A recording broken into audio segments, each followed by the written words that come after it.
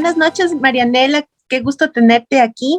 Bueno, nosotros quisimos, como parte de nuestro deber y de la clase de Interculturalidad y Desarrollo que estamos siguiendo, tener una entrevista a una lideresa mujer para que nos cuente un poco su experiencia y su trayectoria, más que todo en tu campo.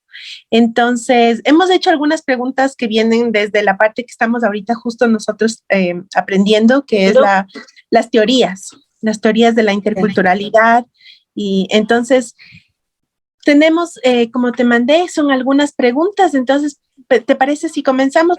Está bien. Listo, entonces. Bueno, estas preguntas comienzan. ¿Qué entiendes tú por tu experiencia diaria el término multiculturalidad y la interculturalidad? Bueno, buenas noches con todos. En primer lugar, es un gusto, María del Carmen, volverte a ver después de muchos años. Bueno, y volviendo a las preguntas, te podría decir que el tema de multiculturalidad para mí es una coexistencia de las culturas diversas que existe en cualquier espacio. Es decir, nos respetamos mutuamente la diversidad que existe en un espacio, las culturas. Y la interculturalidad es básicamente interactuar entre las culturas, mezclarse, pero siempre sabiendo y conociendo el saber o el conocimiento de cada cultura. Ya es una interrelación, mientras que la otra es una coexistencia. El respeto mutuo, el otro ya es una interrelación. Quisiera que, por favor, tú nos ayudes con tu relato de cómo fue tu educación. ¿Tú recibiste una educación intercultural, bilingüe, o en qué parte? ¿Cómo fue tu educación? ¿En qué parte? ¿Si fue aquí en Quito? ¿Fue en tu comunidad? Eso cuéntanos un poquito en tiempos y ahora, ¿qué es lo que también estás realizando?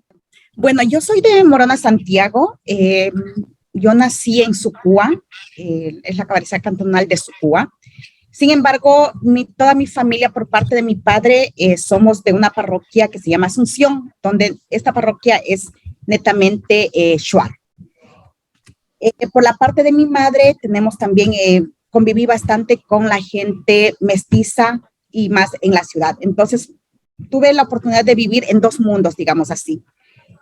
La oportunidad de crecer viendo el tema a veces hasta de afuera, como siendo parte del mismo entorno, pero sintiéndome como que estaba en dos mundos diferentes, pero al mismo tiempo estaba en dos espacios conjuntos, ¿no? No pude estudiar la educación bilingüe porque no existía ahí. Básicamente en Sucúa, en la cabecera cantonal, donde nos asentamos los primeros años, porque mi padre fue presidente de la FICH y después fue profesor de una escuela fiscomisional, uno de los primeros profesores, digamos, indígenas de la zona Yad Shuar, que estaba en un colegio fiscomisional y era profesional. Entonces, eso nos abrió a nosotros la puerta de poder estar estudiando en una escuela fiscomisional, digamos así, en la que fue al mismo tiempo, digamos, contradictorio, porque tenía dos mundos encima. Por un lado, tenía la parte, digamos, indígena, viviendo en un entorno, en una comunidad de 5 minutos, y al mismo tiempo estaba en un mundo mestizo, y se veía esas diferencias, ¿no? Mientras que estaba en un mundo mestizo, no se hablaba nada mucho de interculturalidad o mucho de nosotros mismos que somos de ahí. La educación era súper occidental. Tú estudias esto, estudias inglés, estudias muchas cosas, pero no estudias el entorno donde vives, y nosotros ni siquiera existíamos en ese entorno. Pero a pesar de eso, como mi educación tenía esta conexión con mi organización y con mi gente, entonces era como que, a pesar que no me hablaran en una escuela fiscomisional, vivía, ¿no? Vivía esta interculturalidad con mi gente, digamos así, con mi gente en 5 minutos de la cabecera cantonal. Entonces tuve esa oportunidad de tener dos mundos que a veces también pienso que en algunos lados es bueno y en otros lados es malo, porque te sientas a veces, como dices, quieres entender a los dos puntos y a veces te toca como decidir qué es mejor ahora. Y muchas veces me pongo yo mismo a pensar, ¿defiendo más la visión de comunidades o defiendo más la visión desde afuera? Y eso a veces me ha llegado mucho a tratar de entender dónde es mi espacio, si es de un lado o es del otro lado.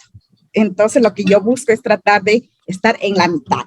Es muy difícil, es muy difícil, pero creo que por eso a veces mi espacio ha sido un poco desde abajo, no ser tan visible como lideresa, pero sí estar atrás de la gente que está liderando, apoyando, encaminando, decir, bueno, estas son experiencias, si usted ya se metió como lideresa, su punto de vista puede ser esto, como dando un poco el apoyo de tal vez cuando uno está en un lado solo ve una parte que ves de tu lado, digamos así, mientras que uno cuando está en la mitad puedes ver dos ángulos diferentes. Y eso es lo que yo busco que con mi gente, que a pesar de que esté tal vez viendo solo un espacio como indígena, y yo que tuve la oportunidad de estar viendo el otro lado también, porque me crié, digamos así, en la educación con mestizos, podía ver otro punto de vista. Entonces le decía, trataba de conjugar esas cosas, decir, tal vez si pensamos o ellos piensan así de nosotros, tal vez es porque nosotros a veces les permitimos o pensamos o dejamos que ellos piensen y no decimos lo que realmente son las cosas. Porque antes era un poco más, nos quedábamos más callados, ¿no? Ahora no nos quedamos callados, en el tema hablamos, mientras que antes muy pocas personas decían lo que pensaban. Y creo que vivir en ese mundo, digamos, a veces tan como un torbellino, me permitió a veces hasta alejarme de las organizaciones, como volver a estar con las organizaciones. A veces alejarme para prepararme, digamos, profesionalmente y volver para un poco apoyar de lo que he aprendido. Entonces, no buscar un choque, no decir sé más que ustedes, simplemente tuve la oportunidad de estar afuera y vi esto y podríamos mejorar o ver qué está pasando, ¿no? Entonces, muchas veces he visto que mucha gente como yo, que estamos en dos mundos compartiendo, nos alejamos demasiado. Y cuando se alejan demasiado, cuando quieres regresar, quieres imponer lo que tú piensas. Y creo que eso no debería ser así, sino más bien mostrar las experiencias que nos permite estar fuera a veces o convivir con otro círculo, esas riquezas y debilidades de todo, porque así como nosotros tenemos debilidades, fortalezas, de todo, también hay que saber ver lo bueno del otro lado también y lo malo también, ¿no? Entonces fue un torbellino mi vida, digamos así, y creo que sigue siendo un torbellino, porque a veces digo, me voy a alejar de las organizaciones, pero después ya estoy metida en las organizaciones de alguna manera. Entonces, nunca dejo de ser parte de eso y a veces me dicen, ¿dónde estás? Es que me fui a estudiar alguna cosa, pero siempre estoy metida en organizaciones. No sé a la de base, pero en algún lado estoy metida en alguna organización. Algo así más o menos fue todo un proceso de educación. Claro, yo estudié en la Universidad de Quito, salí muy temprano, pero al tener mi padre, que fue uno de los presidentes de la Federación, Shuar, siempre me acuerdo que tenía aquí, decía, nosotros somos buenos y somos mejores cuando conocemos también a los demás. Entonces siempre me acuerdo eso, siempre me acordaba, decía, siempre, nunca sintámonos menos que los demás. Siempre esforcémonos a ser mejores. Y yo me acuerdo una anécdota tan clarita, me acuerdo que una vez le comenté a mi padre que decía, es que yo no sé por qué molestan estos muchachos a jovencitos como yo, digamos así, y se burlaban porque no hablaban bien el español o cosas así. Y mi padre una vez me dijo, Marianela, dice, cuando alguien te molesta, tú siempre debes decir, tú eres mejor que yo, eres mejor estudiante, eres esto, eres lo otro. Y si te dicen sí, bueno, ponte a pensar, pero si no, ¿por qué tienes que avergonzarte? Tú eres buena en lo que haces, entonces nunca te sientas mal. Y yo decía, sí, tienes razón, y siempre me acordaba eso, nunca dejes que las personas piensen que tú eres menos, sino que tú eres más que ellos, independientemente, eres más en cualquier, piensas más tal vez, el otro puede ser bueno, pero tú debes sentirte que eres mejor en todo. Entonces, eso me ayudó como un poco poder estar en diferentes espacios. Y eso nos lleva a, ¿cuál es tu razón? Por ejemplo, ahora tú dices que estás siempre involucrada en organizaciones. ¿Cuáles son las razones de tu lucha? ¿Qué es lo que a ti vas atrás de qué? Bueno, creo que una de las cosas que a veces me decían un poco, ¿por qué escogiste? Yo soy administradora de empresas. Decía, ¿por qué tú escogiste eso? Y a la final, yo me acuerdo que escogí eso porque decían mucho que las organizaciones no saben manejar bien las finanzas. Algo así. Entonces yo hubiese podido ser doctora, hubiese sido otra cosa, pero no sé por qué decía, no, nosotros sí podemos tener una buena administración, nosotros sí podemos manejar bien las cosas. Entonces eso me inculcó a mí primero prepararme en ese ámbito. Después decía, no, así como yo hay muchas personas que podemos demostrar que podemos manejar bien una administración, porque mucha gente piensa que las organizaciones no manejan bien los fondos. Entonces me quedé con eso y yo decía, no, sí podemos, y yo estudié eso, y eso quería o quiero transmitir a mucha gente, o a muchos jóvenes, decir, demostremos que sí podemos hacer bien las cosas. No llegar a ser solo autoridades o llegar a hacer un liderazgo, decir, no es la imagen de tal persona, no, demostremos que podemos haciendo bien. Si nos hemos preparado en algo profesionalmente, demostremos que podemos ser bien y que nos reconozcan por ese trabajo. No solo por el tema político, no solo por el tema organizativo, sino porque nos preparamos también. Porque muchas veces nuestros padres nos dicen, prepárense, pero a la final no le reconocemos cómo se ha ido preparando profesionalmente, sino le reconocemos así, es un buen político o un buen líder organizativo, y su parte profesional, mucha gente no reconoce eso, se olvidan de esa parte, y muchos salimos a prepararnos. Entonces, ¿por qué tenemos que esperar que nos reconozcan solo por ser autoridad, por ser líder de una organización? Porque líderes podemos ser en muchos ámbitos, profesionalmente, educativamente, hay muchos niveles de liderazgo. Pero creo que nos han metido en la cabeza que ser líderes es cuando todo el mundo te escucha, cuando todo el mundo te conoce, y no qué es lo que tú estás incentivando en el entorno. Entonces, me gusta más ser esa parte. Estar abajo, como digamos, podemos hacerlo, y si tú logras hacer mejor que yo, mucho mejor. Y si te incentivé a que hoy estamos aquí liderando, discutiendo, mejorando, y tú mañana eres una mejor profesional, o con eso te ganaste un espacio para que la comunidad sea reconocida, qué bien. Busquemos otros entornos de reconocimiento como pueblos o como organización o como lo que nosotros nos identifiquemos, no sumemos más a lo mismo que ya está todo el mundo metido en lo mismo, digamos, algo así.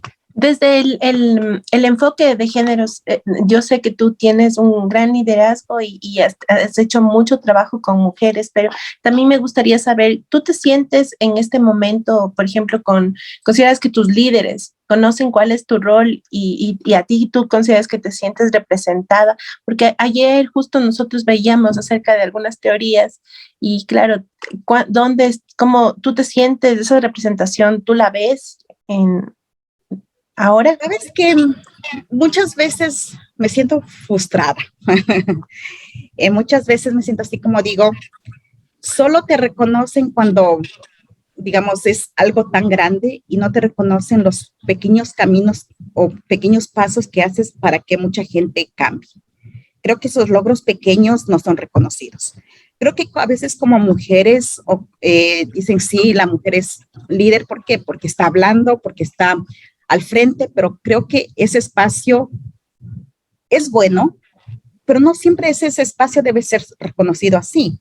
Nosotros, digamos, como mujeres hacemos muchas cosas también, a más de querer ser parte de un liderazgo. Podemos ser motores de cambiar conciencia en un grupo de jóvenes, pensar que si antes la gente pensaba que no podíamos hacer, ahora podemos hacerlo.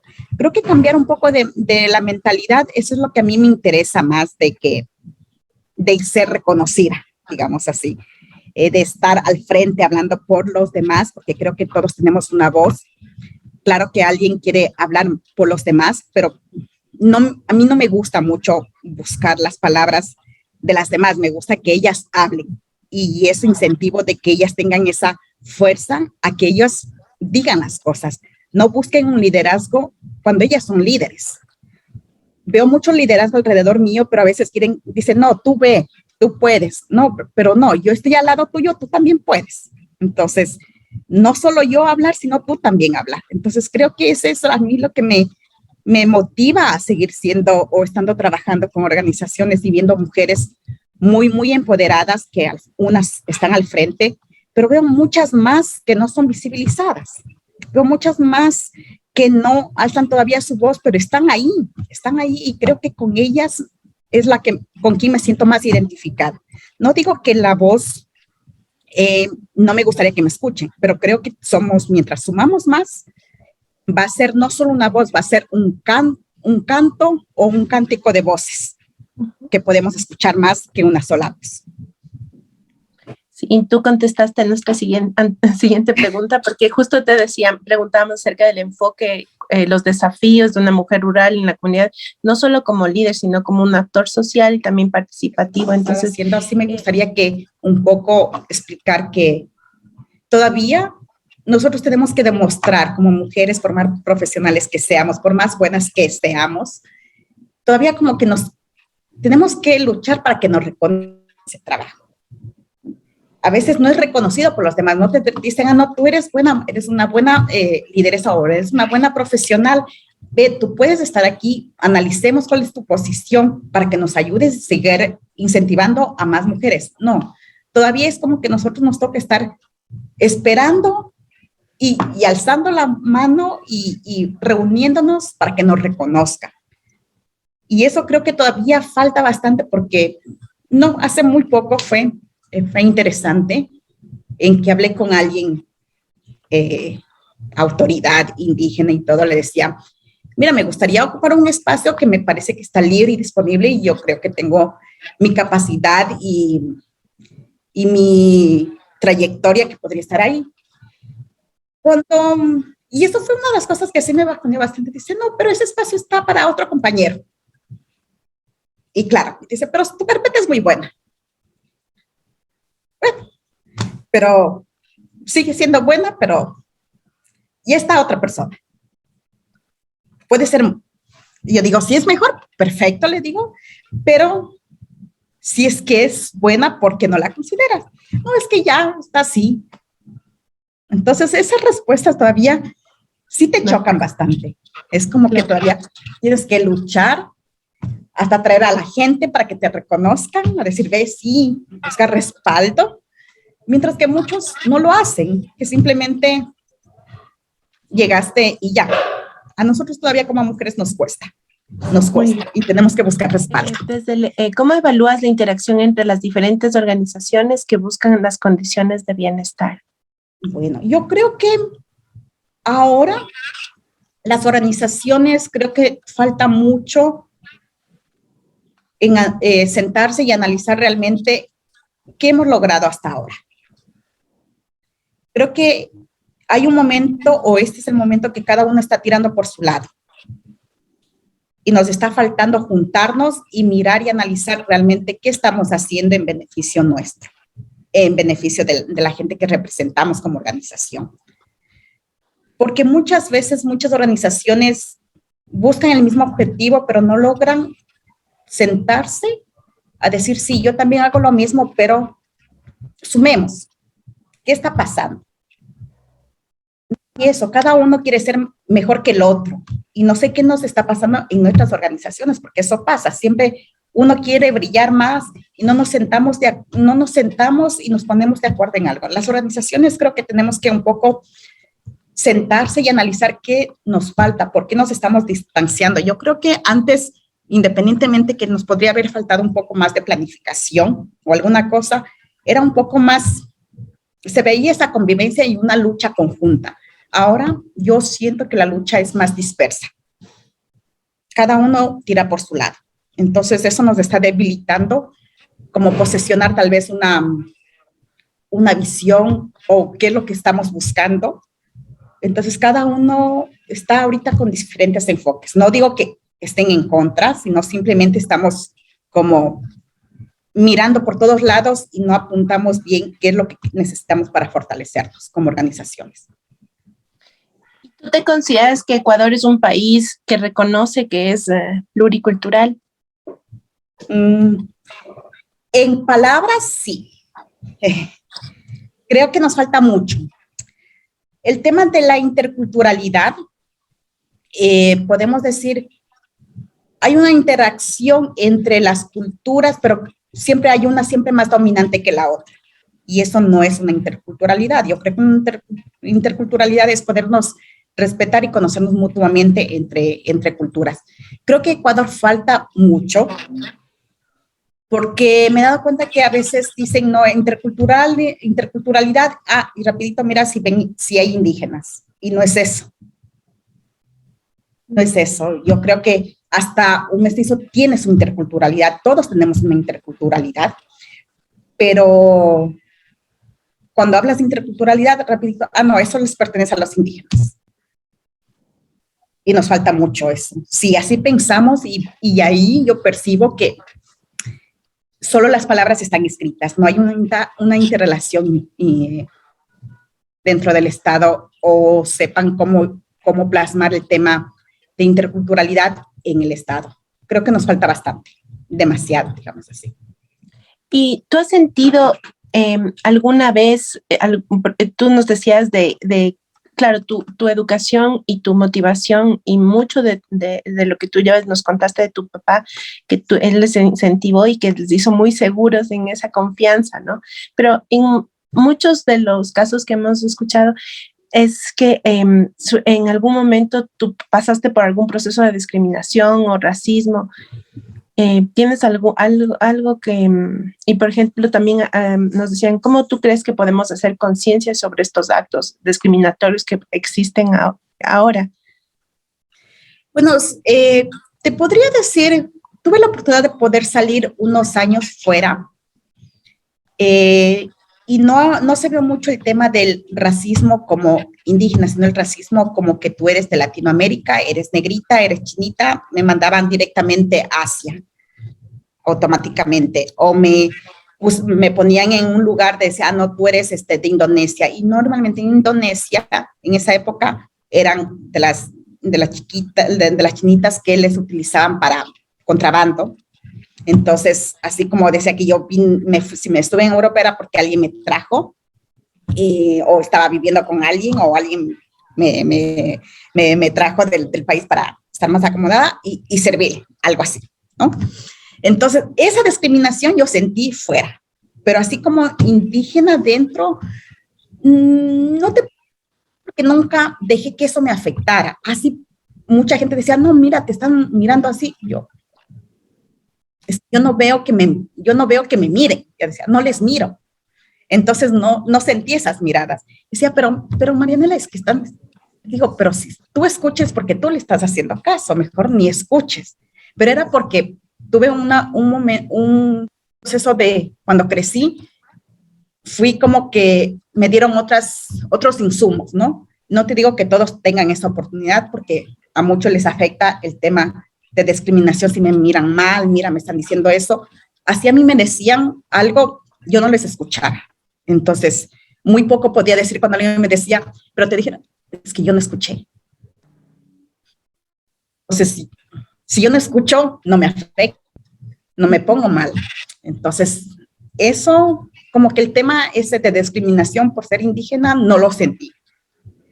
Sí lo vi, pero yo, digamos, en mí, yo no lo sentí, pero sí lo veía, porque mi primo, mis primas, mis amigos eran discriminados, o se les burlaba bien el español. Entonces, yo como hablaba bien el español, entonces no tenía problema.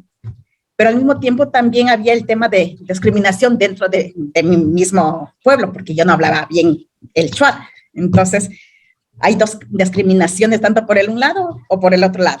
Entonces, no puedo decir que el uno me discriminaba más que el otro, entonces estabas así en la mitad. Entonces, si yo decía discriminación, miraba a mi gente porque se estaban burlando que yo no hablaba bien. Entonces, era a veces chistoso eso, porque tenía, en vez de quejarme de mi gente, de quejarme del otro lado, no tenía que quejarme de mi gente, decía, no, es que yo no crecí el 100% aquí, tuve la oportunidad, tenía que dar explicaciones a mi misma gente para que no se burlen, pero tampoco es que se burlaban y yo me decaía, sino simplemente decía, así fue, yo no decidí crecer así, tuve esa oportunidad y tengo que valorarlo, lo bueno y lo malo que tuve en el proceso de crecimiento. Entonces, dejé de preocuparme tanto del uno del otro lado a que me digan si soy diferente o no. Entonces, mucho no te podría decir si sentí, pero lo otro sí que te digo que cuando salí a Europa sentí eso, que ni bien me vieron así como negrita, chinadita, dijeron, ah, no, ella fue comprada, traída de allá. Eso sí, ahí sí yo como, sí me sentí mal, pero después al rato digo, yo a la final es mi vida, si ellos piensan, a mí no me afecta en nada. Entonces, pero fue la única vez que así como que yo dije, como que me llamó la atención, pero de ahí pasó. Y Marianela, quería yo preguntarte acerca de, con estos cambios que ha habido, lo del summa causai, por ejemplo, y todos los términos que han pasado durante estos años del reconocimiento y todo, ¿tú crees que ha cambiado? ¿Ahora crees que la gente identifica los derechos de la naturaleza? O sea, toda esta parte de la identidad, de los conflictos, de estas convergencias que hay. ¿Cómo tú ves esta parte? ¿Sabes? Creo que nos falta mucho todavía porque recién estamos haciendo un ejercicio, ustedes saben, va a venir el tema del censo, donde estamos buscando el tema que vamos a comenzar a trabajar, el tema de la autoidentificación y todo eso. Pero me doy cuenta que ni bien pensamos en eso, decimos, ah, no, tenemos que hacer publicidad porque es indígena y tiene que vestirse así como indígena, si no, no es indígena. Entonces yo a veces así, o hasta a mí me ha pasado, y eso sí a mí me molesta cuando te dicen, ah, no, es que Marianela, mañana es un evento, tienes que estar. Yo me he visto con mi vestimenta cuando yo quiera y donde yo quiera. Y claro, eventos importantes en mi comunidad. Pero si estás en un espacio trabajando, que a veces, muchas veces ha pasado, o sea, no, solo para decir que hay una interculturalidad, hacen que se vista la gente indígena con sus mejores trajes. Entonces yo creo que eso no debería ser.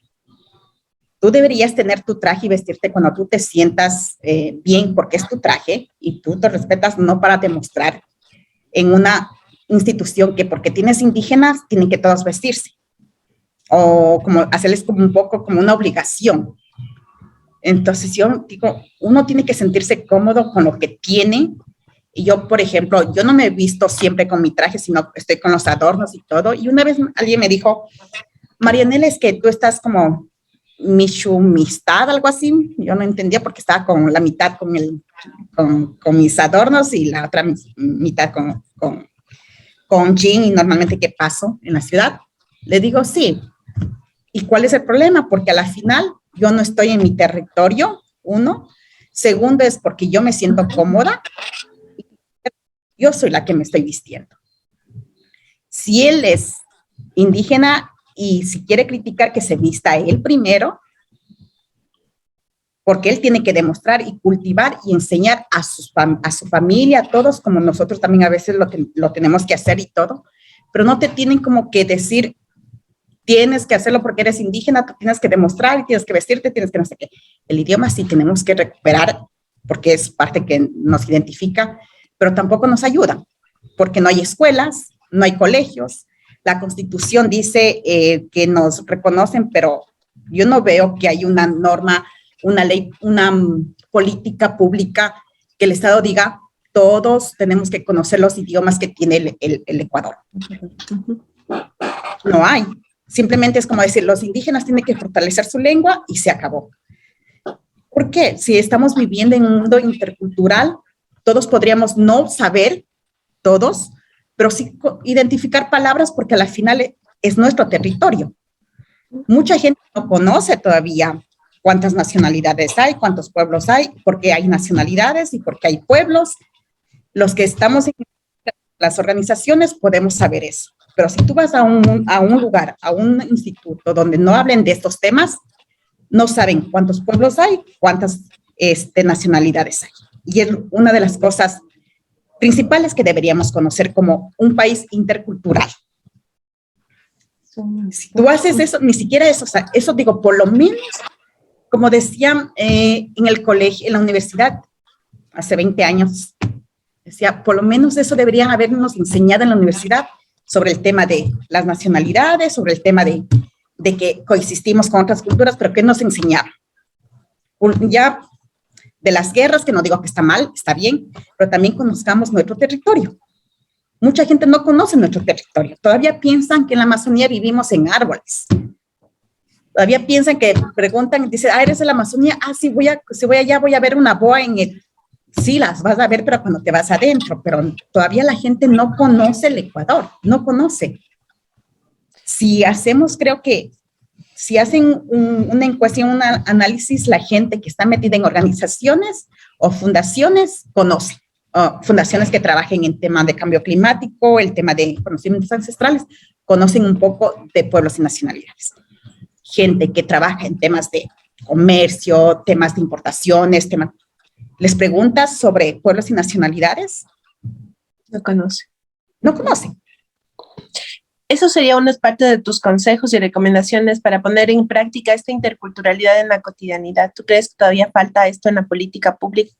¿Qué recomendaciones y consejos para poner en práctica la interculturalidad en la cotidianidad? Yo creo que una de las cosas que el Estado debería, como nos exigen en el colegio, aprender otro idioma, aunque sea estás casi en las escuelas más pequeñas que hay a nivel de todo el Ecuador, el inglés te enseña. Te ponen el inglés o hasta francés, creo que ya te están metiendo. Debería estar uno de nuestros idiomas, a lo menos de las regiones, que esté dentro de la malla curricular. Por lo menos para que se interesen, decir, ¿por qué me están enseñando? Y si ya con esa curiosidad, por lo menos les va a interesar, por algo me están enseñando, ¿no?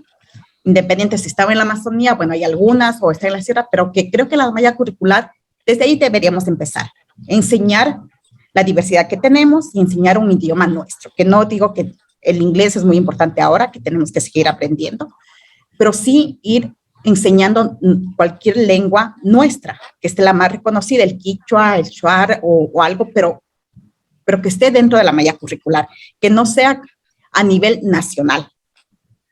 Así como nos ponen el inglés, debería ser, porque creo que ahí los jóvenes, los pequeños, se van a interesar y van a decir, por lo menos, ¿por qué me están enseñando esto? Por ahí podemos empezar. Porque tampoco todos, cuando estamos jóvenes y todo, no es que aprendamos tanto. Cuando estamos chiquitos nos interesa, nos ponemos a investigar y todo. Ya como jóvenes vemos otras cosas más enfocadas de acuerdo a nuestra experiencia. Creo que desde ahí, eso creo que sería un cambio importante, en que nos enseñen una lengua y sea parte de la malla curricular. Así sea el colegio desde la élite hasta el más, digamos, fiscal, que sea parte de la malla curricular. Marianela, te queremos dar las gracias porque nos ayudas a comprender con todo lo que tú nos has compartido esta noche. Te agradecemos por esa confianza y esa generosidad y esperamos tener otros encuentros para poder seguir compartiendo. Seguro, y más bien, muchas gracias, María del Carmen. Ha sido un gusto a todos los demás, Pablo, Byron, Luis, Kevin. Igual no los conozco, pero es un gusto poder compartir. Creo que siempre una de las cosas que me gusta es compartir y escuchar, porque cada uno tenemos diferentes historias, diferentes vivencias y vemos diferentes perspectivas. Lo importante es buscar un fin común y seguir adelante. Listo, entonces, un fuerte abrazo y gracias a todos por participar. ¿Alguien más quiere compartir algo con Marianela? Buenas noches. Primero, Marianela, muchísimas gracias por la apertura. Actualmente ya los jóvenes ya no estamos hablando nuestra lengua. Y eso implica que también vayamos perdiendo esos saberes y conocimientos que parte de ser nuestra cultura, ¿no? Pues lo que decía es que, ¿cuál sería el mensaje o la sugerencia para los padres para seguir promoviendo nuestra lengua y nuestra cultura, ¿no? Entonces, eso era justamente eso es una de las cosas que a mí me pasó, te puedo decir eso, y yo reclamaba a mis padres, decía eso, que decía, ¿por qué no hablaban conmigo? Y claro, yo decía, es que sí hablaba con ustedes, contigo también, Sí, pero hablaba cuando llegaba después de su trabajo, entonces uno estaba cansado y ni le prestaba atención y cada uno estábamos involucrados como niños haciendo nuestras actividades, pero los padres no estaban con nosotros. Entonces, eso, por ejemplo, es muy diferente, pasa cuando la gente todavía en la comunidad convive. Hablamos de esto en la circunstancia donde estamos, digamos, en la ciudad, donde ya muchos estamos migrando también y estamos creciendo y con los niños y todo ahí. Y es justamente ahí, es como decía, no tenemos el apoyo o no tenemos todavía estas instituciones pequeñas que nos digan ya, les mando a que aprendan el quichua y conmigo, que yo sé, fortalecer aquí. Pero ¿quién les está ayudando para enseñar eso? El Estado debería promover estas escuelas pequeñas donde dices, bueno, por lo menos le mando allá y sé que pero lo estoy apoyando porque yo como padre no estoy al 100%, estamos trabajando, estamos haciendo otras actividades y los niños, lo más fácil a veces es el español, porque es el idioma que tenemos a la mano y el quichua es solo con los padres, pero con los padres no juegas, con los padres no estás todo el tiempo, no estás las 24 horas. Entonces, justamente ahí necesitamos ahí el apoyo de las organizaciones, del mismo Estado, crear pequeños espacios donde podamos mandar a nuestros hijos, como yo digo, no tengo hijos, pero tengo a mis sobrinos y todo, que me gustaría que mantengamos la lengua o fortalezcamos, decir, bueno, ya, van allá 1 o 2 horas, pero por lo menos vienen ellos con esa duda de decir, aprendí esto, como el inglés, aprendí esto, o las historias, y te vienen y te preguntan por las historias que tal vez de nuestros abuelos que se les están impartiendo en estos pequeños centros. Entonces, creo que ahorita para nuestra generación, que estamos en la ciudad, necesitamos apoyo del Estado también y de nuestras mismas organizaciones que busquen crear estos centros donde podamos enviar a nuestros niños o jóvenes que también, porque hay muchos jóvenes que también quieren recuperar el idioma, ¿dónde pueden hacerlo? Si no son, ahora son escogidos, no hay dónde escoger. Si no estás en tu comunidad o no estás, porque ahí se están creando digamos, a veces las escuelas o la gente dice, para que no pierdan los nuestros muchachos en las comunidades. Está bien, pero la mayoría está migrando y no hay esas oportunidades en las ciudades. Como decir, ahora me voy allá como el inglés, me voy a aprender aunque sea algo para no olvidarme, porque hay gente que también está aprendiendo recién, porque no ha tenido ese vínculo con los padres o alguna cosa. Entonces, creo que es muy complicado para los padres que a veces trabajan y tienen los hijos a cuidado. Es muy complicado. No tenemos dónde enviarlos porque los crían terceros y no hay estos centros, digamos, donde si hubiera, creo, donde hubiera como las guarderías, decimos ya, vayan a estudiar algo de nuestro idioma porque es nuestro, y nosotros en casa fortalecemos, ¿no? Pero necesitamos esos apoyos también y esa es una parte, creo que también es una responsabilidad del Estado, porque podría decir que es la manera de buscar que la intercultural sí se viva dentro del país. No hay centros, si contamos centros quichua, shuar, no sé dónde hay, que podamos decir allá hay, pero inglés encuentras en todo lado, aunque sea buscando a alguien te enseñe inglés, pero alguien que te enseñe un idioma originario, hasta nosotros mismos, es muy difícil porque estás en otro mundo metido con tu trabajo, metido en otras experiencias, metido en otras iniciativas y nosotros tampoco nos hemos preparado como para enseñar, pero creo que sí deberíamos enfocarnos a eso. Creo que hay muchas cosas y no puedo decirte que es culpa de los padres, porque digo, no se sientan mal, porque yo tampoco a mi padre también yo le molestaba, pero entendía porque él tenía que trabajar. Mi mamá también tenía que trabajar. Entonces yo por eso a veces sí reniego mucho cuando dicen, no, es que ustedes no hablan bien, les digo, pero tú no sabes cuál es tu realidad. Y eso no te exime a de que tú no te sientas parte de, no te identifiques. Le digo, una identificación es que tú reconozcas. El idioma es muy importante, pero tú no sabes las realidades como fueron creciendo cada individuo. Entonces, juzgar que el uno, porque no sepa el 100%, es discriminado hasta por nosotros mismos, y otros que sí saben, pero las realidades son diferentes. Entonces, son dos mundos, cada uno tenemos un mundo diferente, y nuestro mundo, a veces buscamos que, como por ser indígenas todo es perfecto, mentira. Siempre hay nuestras diferencias también hay nuestras discrepancias y también hay nuestro racismo interno también. Entonces, son realidades que a veces no nos gusta hablar, pero es así. Es así porque nuestra misma gente a veces nos hace sentir mal. Y eso creo que también tenemos que, si exigimos el respeto de afuera hacia nosotros, nosotros también tenemos que tener el respeto hacia adentro también. Entonces eso creo que a veces solo miramos hacia afuera y no miramos hacia adentro. Y eso creo que tenemos que trabajar bastante todavía. Chévere, Marianela. Bueno, yo de mi parte quería agradecerte por brindarnos tu tiempo. Para mí el tiempo es lo más valioso y gracias por darnos un poquito de aquello. Bueno, en este mundo un poco globalizado y localizado y todo, quisiera que, no sé, me dieras como un tip de cómo tú consideras que en estos tiempos cómo se podría mantener vivo todavía el conjunto de saberes. ¿Tú cómo podrías dar un consejo para que no se muera todo el conjunto de conocimientos en esta época que muchas veces por la globalización los chicos a veces ya no se acercan tanto a lo propio, sino se acercan a otro tipo de culturas y a veces eso puede ser una razón para que poco vaya perdiéndose, ¿no?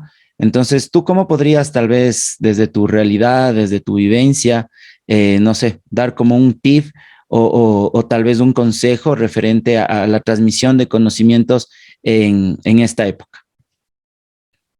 Bueno, creo que ese tema también es muy importante porque creo que una de las cosas que nos han hecho la diferencia de transmitir los conocimientos es saber escuchar, digamos, al mayor, al que tiene un poco más de conocimientos ancestrales, digamos así, donde antes nos sentábamos a escuchar historias, cosas de cómo se curaba la gente con nuestras plantas. Eran temas de conversación en un espacio un poco, digamos, en nuestra cultura normalmente a partir de las 5 de la mañana la gente se levantaba a prepararnos, a hacer la chicha y todo, pero era momento también de conversar y contar historias, contar conocimientos, era un momento que sí había para interactuar. Creo que ahora el tema es que no estamos creando esos espacios en las familias mismo para hablar de estos conocimientos. Simplemente solo buscamos para conocer, pero no para sentirnos esa transmisión real que cuando un abuelo le dice a la hija o la hija le dice, comparte ciertos conocimientos, esos espacios de conversación se están perdiendo. Es muy poco a veces típico que digo en las familias, antes era el desayuno todos, el almuerzo todos, la merienda todos. Era un espacio para compartir, para decir cosas, decir nuestros puntos de vista, pero ahora estamos perdiendo esos espacios. Si ustedes se dan cuenta, nosotros mismos estamos tan ocupados que ni siquiera nos sentamos a comer en la mesa con la familia, con el papá, sino cada uno tenemos diferentes horarios y no estamos buscando un espacio para sentarnos y conversar. Creo que los espacios de conversación es un espacio para poder transmitir los conocimientos. Pero si no creamos eso y nos volvemos también a ser parte del mundo globalizado, y hasta yo también a veces digo, estoy así tan ajetreada que digo, no, hay que parar un rato y decir en qué momento me siento a compartir con la comunidad. Y a veces cuando ya regreso de Quito, estoy en mi comunidad, digo, no, tengo que salir de aquí, porque a veces digo, no quiero más la bulla de la ciudad y me aíslo, quiero descansar. Pero cuando voy a mi comunidad, digo, no, estoy en mi comunidad, tengo que salir a escuchar a la gente y salgo. Y ahí sí, a veces como digo, no quiero salir porque si salgo a las 8, regreso a las 8 de la noche, ¿no? Entonces es otro problema porque vas ahí conversando y a la final llegaste en la noche porque es típico, pero eso hay que hacerlo.